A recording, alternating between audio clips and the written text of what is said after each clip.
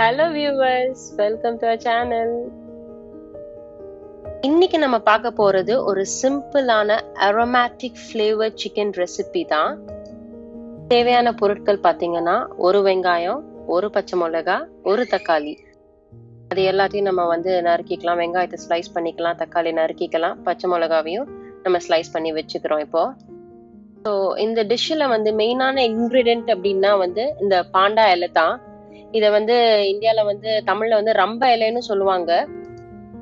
இப்போ ஒரு பேன்ல நம்ம ஒரு 1.5 டேபிள் ஸ்பூன் ஆலிவ் ஆயிலும் 1 டேபிள் ஸ்பூன் கீயும் போட்டு அதை நம்ம சூடு பண்ணிக்கலாம். இந்த பாண்டா இலையை நம்ம எதுல போட்டாலுங்க அதுல ஒரு பயங்கரமா அந்த ஃபிளேவர், அந்த வாசம் வரும். அதனாலதான் இந்த சிக்கனை நம்ம பாண்டா சிக்கன்னே சொல்றது. இல்லாம இது அதிகமா சைனீஸ் அவங்க குக்கிங்ல இதை ஆட் பண்ணிக்கிறாங்க இதோட மெயின் ஃபிளேவருக்காக. நான் கூட இங்க யூகேல இந்தியன் ஷாப்ஸ்ல எல்லாம் தேடி பார்த்தபோது கிடைக்கல. ஸோ நான் சைனீஸ் ஷாப்ஸ்ல தான் வாங்கினேன். அவங்க கிராசரி ஷாப்ஸும் தனியா இருக்கும் இல்லையா, அங்கதான் வாங்கினேன். நீங்க யூகேல இருந்தீங்கன்னா உங்களுக்கு கிடைக்கலன்னா நீங்க இந்த சைனீஸ் பீப்புளுக்குன்னு கிராசரி ஷாப்ஸ் இருக்கும் இல்லையா, அங்க பாத்தீங்கன்னா கிடைக்கும். இந்தியால கிடைக்குது இது அதிகமாவே. ஸோ எண்ணெய் சூடு வந்துருச்சு. ஸோ 2 பட்டை, 2 கிராம்பு, 2 ஏலக்காய் போட்டு வெங்காயத்தையும் போட்டு நம்ம வணக்கிக்க போறோம்.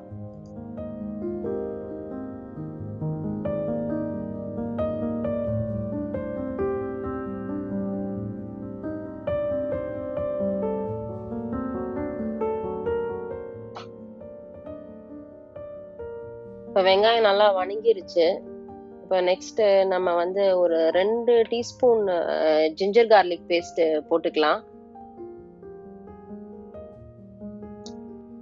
போட்டுட்டு அது நல்லா அந்த பச்சை வாசம் போற வரைக்கும் அதை நல்லா வணக்கிக்கலாம்.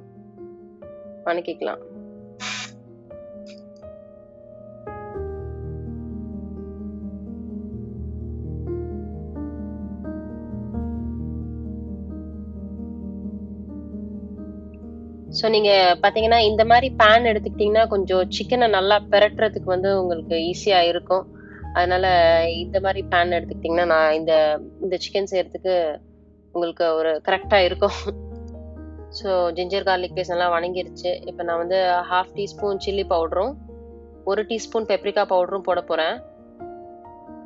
இது எதுக்கு போடுறேன்னா பெப்ரிகா பவுடர் கலருக்காக போடுறேன். இது இல்லைன்னா பரவாயில்ல, ஸ்கிப் பண்ணிக்கலாம்.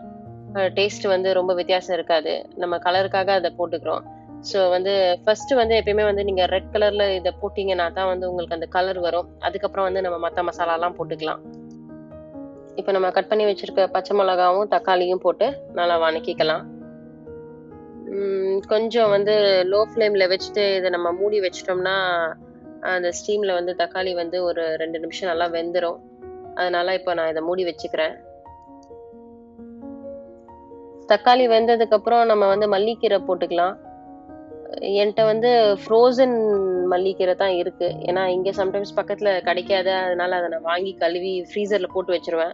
ஸோ ஃப்ரோசன் மல்லிக்கீரை நான் போட்டுக்கிறேன். உங்கள்கிட்ட ஃப்ரெஷ் இருந்தா அதை நீங்க போட்டுக்கோங்க. ஏன்னா ஃப்ரெஷ்ஷோட வாசமே தனி தான்.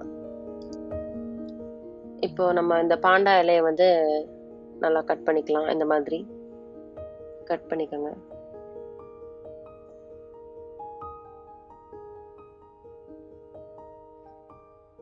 நம்ம இந்த மாதிரி ஒரு 4 லீஃப் எடுத்துக்கிறோம். இப்போ உங்களுக்கு இன்னுமே கொஞ்சம் ஸ்ட்ராங்கா வேணும்னா இன்னும் ஒரு 2 இலை சேர்த்திக்கோங்க. இப்போ ஃபர்ஸ்ட் நம்ம ஒரு 2 இலையை போட்டு இதை நல்லா வணக்கிக்கலாம் இந்த கிரேவியை.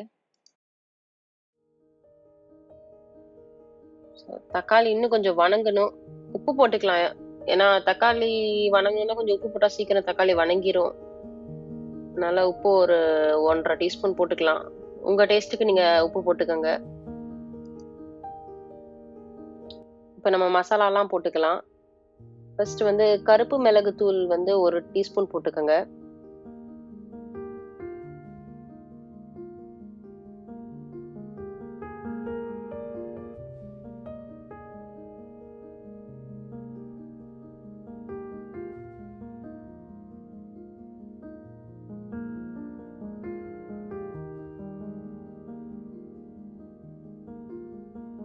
மஞ்சத்தூள் ஒரு 1/4 டீஸ்பூன் போட்டுக்கோங்க.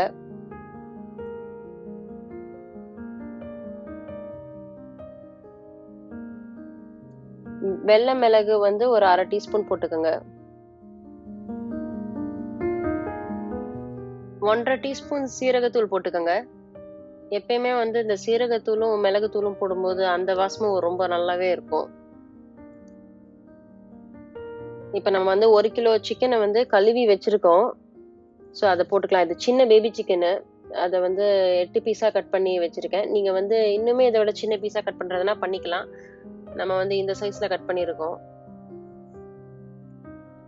நீங்க வந்து இப்ப இந்த சிக்கனை ஆட் பண்ணிட்டு அதை நல்லா பிரட்டி விட்டுக்கலாம்.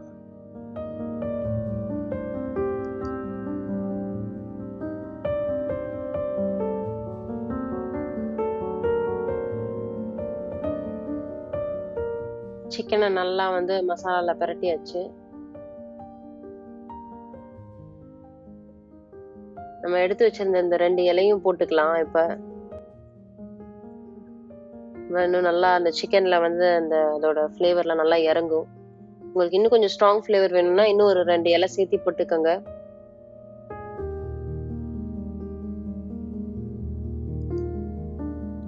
இந்த இலையை வந்து சைனீஸ் வந்து டீயா கூட கொதிக்க வச்சு குடிப்பாங்கன்னு கேள்விப்பட்டேன். ஏன்னா இதுல கொஞ்சம் ஹெல்த் பெனிஃபிட்ஸும் இருக்கு அப்படின்னு சொல்லிட்டு. ஸோ அதனால இதை வந்து அவங்க குக்கிங்ல வந்து கண்டிப்பா ஆட் பண்ணிக்கிறாங்க. ஸோ இப்போ நம்ம வந்து இதை மூடி வச்சுக்கலாம்.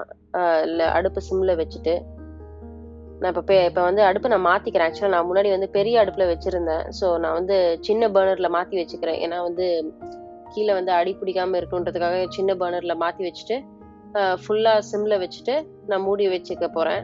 ஸோ அந்த ஆவியிலே வந்து அந்த சிக்கன் வந்து நல்லா வெந்துடணும். தண்ணி ஊற்ற வேண்டாம். ஏன்னா சிக்கன்ல யூஸ்வலா தண்ணி விடும். அதனால அந்த தண்ணியே போதும். அதனால இப்போ வந்து நம்ம மூடி வச்சுட்டு ஒரு 10 to 15 மினிட்ஸ் நல்லா வேகட்டும். அப்புறம் பார்க்கலாம். ஸோ இப்போ பார்த்தீங்கன்னா சிக்கன் வந்து நல்லா தண்ணி விட்டுருச்சு. நம்ம தண்ணியே ஊற்றல, ஆனால் நல்லா தண்ணி விட்டுருக்கு பாருங்க. இப்போ அடுப்பை நல்லா ஹைல வச்சு இந்த தண்ணியெல்லாம் நம்ம சுண்ட வச்சுக்கலாம். கொஞ்ச நேரம் நல்லா அடுப்பு ஹைல இருக்கு, நல்லா கொதிக்கட்டும்.